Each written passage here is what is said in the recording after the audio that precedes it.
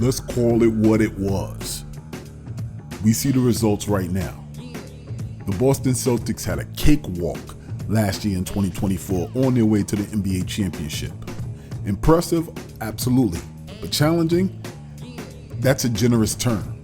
Now, Celtic fans proudly puffed their chests out. They had the parade dance through the streets of Boston. Real hoopers watched and understood the truth. Boston didn't exactly march through the gates of basketball hell. They took the scenic route last year. There was no Giannis, there was no Embiid, there was no prime heat culture. And certainly there was no team with the muscle, the cohesion, and the versatility of these 2025 New York Knicks. Now, in the cold reality of this year's playoffs, the Celtics are finally facing a real test. A Knicks team that was constructed and not even finished yet, with the purpose, the pain, and pure grit. This is not the Bucks with a hurt Giannis or the Cavs who are still learning how to win together. This is not the young Indiana Pacers from last year who mistook their play-in as a sugar rush for postseason field. This ain't them. It's not. This New York Knicks team, this is a team built in Thibodeau's bunker. This is a team that's bonded by Brunson's brilliance and reinforced with championship level weapons across the floor. I'm loving this outcome, 2-0. Let's talk about their path of least resistance though. Let's take a look back at Boston from last year. Let's start with the obvious. Who did the Celtics beat last year? In the first round, they played the Miami Heat. And guess what? There was no Jimmy Butler. In the second round, they played the Cleveland Cavaliers. And guess what? There was no Jared Allen. Mitchell worn down. In the Eastern Conference, they faced the Indiana Pacers. No Halliburton in games 3 and 4. They had an inexperienced roster. In the finals, they faced the Dallas Mavericks with Luka gassed and Kyrie invisible and the role players non-existent. I'm not slandering them. It's context. It's a reality check. Boston faced teams either decimated by injuries, lacking playoff seasoning, or they had a mentality that cracked under the bright lights like Boston is now. And the contrast with this year's Knicks squad is that a juggernaut disguised as a team still finding its rhythm and peaking when it matters the most. The New York Knicks have a strong core. So this is why our starting lineup is different. Let's compare the Knicks roster to each of the teams that the Celtics faced last year. Starting with what Boston never had to deal with. A balanced, physically imposing, defensively elite, and getting better, mentally locked in starting unit. You see it happening right before your eyes. It's Jalen Brunson versus everybody Boston faced. Jalen Brunson is better than anyone the Celtics faced at point guard last postseason, period. Not Halliburton with one hamstring. Not Garland in a slump. Not Drew Holiday giving CPR to Kyrie Irving in the finals. Brunson is an all-star, all-world caliber closer with a bulldog mentality. He lives in the mid-range. He dances in the paint. He controls the tempo like a maestro and hits big shots like a villain in a revenge flick. Let's stop playing with my boy. Last year, Boston didn't face a player who would consistently manipulate their way past the defense into the half court. They didn't face nobody like that, but they're facing one now. And then we're going to talk about Wingstop, baby. We're going to talk about McCall Bridges and OG. Wing defenders that Boston never had to contend with. Simply look at the last game. Last year against Indiana, Tatum and Brown got warm-up shots. Against Dallas, the Wings played defense like they were allergic to sweat. But now, enter McCall and OG, and they're forming a defensive wall that actually moves. These two can switch 1 through 4, pressure the passing lanes, and still hit threes on the other end. Everybody, even Knicks fans, was doubting what we have. Last year, though, Boston saw wings who couldn't guard. or guards who couldn't shoot. The Knicks have wings who can do both at a high level. And we're working our way up to it being for 40 minutes a night. And then, look, we got that far and didn't even talk about Cat yet. Talk about they have a unicorn, and we have a unicorn that has something to prove. They came in together. Towns might actually be the biggest X factor. The Celtics didn't face a big man with his shooting, with his passing, with his size last year. Bam was undersized. Mobley was overwhelmed. Miles Turner vanished. Derek Lively, he was a rookie. Karl Anthony Towns spaces the floor like a shooting guard. And then he has the potential to bully mismatches like a power forward. And he draws attention that opens up everything else for Brunson and the rest of the team. He's not coming into this series to be a piece. He's showing flashes last game. He's coming to rewrite his own narrative. And Thibodeau's letting him do it. But what we haven't talked about yet is the return of my guy, Big Mitchell Robinson. The type of center that Boston didn't have to solve. I know they got Kristaps. I know they got KP. And he's going to meet when he's sick right now.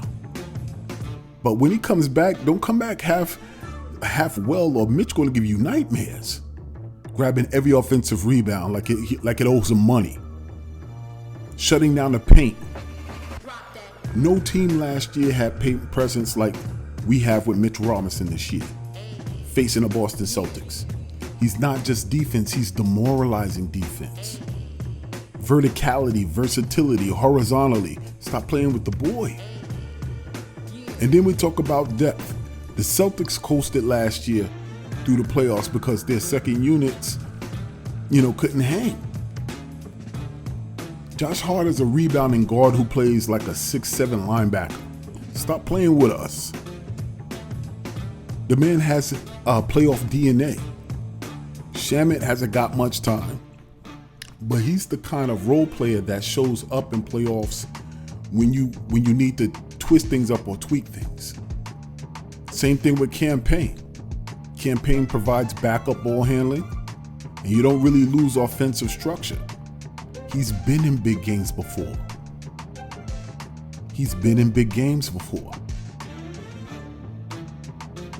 And then we have Deuce, who right now is on the edge, but he adds firepower. He adds perimeter chaos defensively.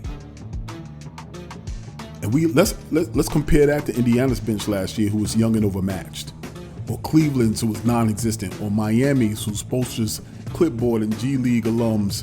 But he always finds a way to have them play a little bit better. But that's what they had last year.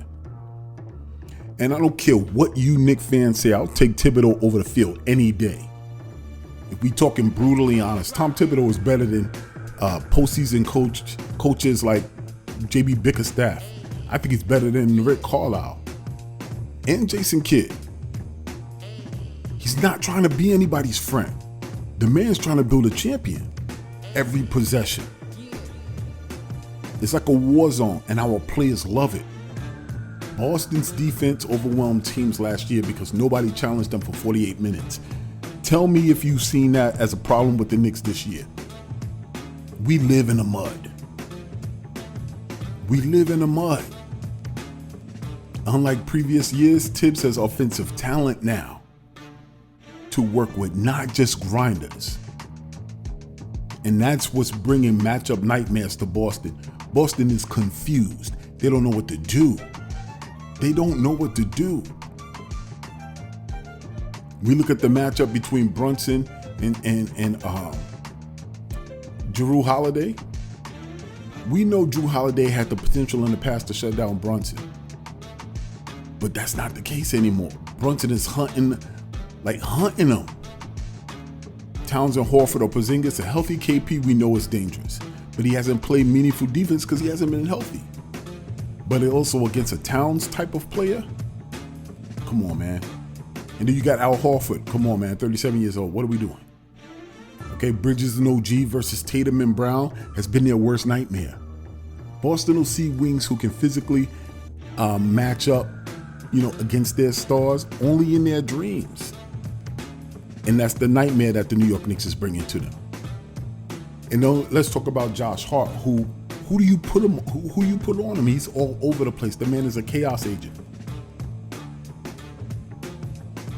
So I'm telling you, bro, like what we're seeing now is not an anomaly. Everybody is shocked, but people don't look back at the run that the Boston Celtics had last year and call out who their competition was. Man, they had a cakewalk. If we had this team last year, we would be champions. Boston walked into last year's playoffs like VIPs at their own wedding, and nobody tested their marriage. This year, though, the Knicks are the exact opposite. We fought through injuries. We played months without OG, without Mitch. We've leaned on Brunson until his sneakers squeak. But right now, everybody is healthy, hungry, hardened by fire. Brunson's playing with an MVP level type of swagger. So is other players on the team. Towns wants redemption right now. OG is playing out of his mind.